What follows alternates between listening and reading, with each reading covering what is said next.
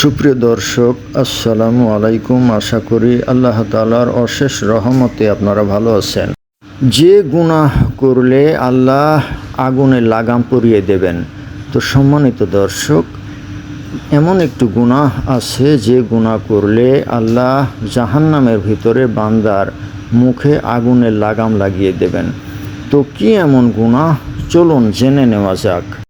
আবু হুরাইরা রাদিয়াল্লাহু তাআলা আনহু সূত্রে বর্ণিত, তিনি বলেন, রাসূলুল্লাহ সাল্লাল্লাহু আলাইহি ওয়াসাল্লাম বলেছেন, যে ব্যক্তি জানা ইলম সম্পর্কে জিজ্ঞাসিত হয়ে তা গোপন করল, কিয়ামতের দিন মহান আল্লাহ তাকে আগুনে লাগাম পরিয়ে দিবেন।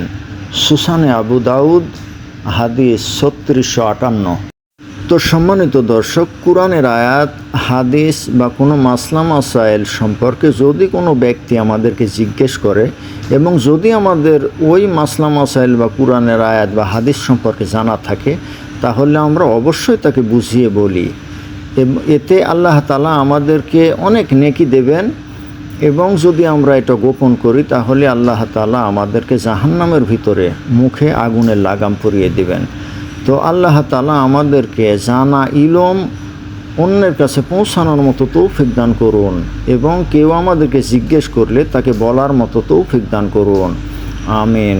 তো সম্মানিত দর্শক, ভিডিওটি ভালো লাগলে লাইক, কমেন্ট, শেয়ার করুন এবং আমার চ্যানেলটি সাবস্ক্রাইব করুন। আল্লাহ হাফেজ।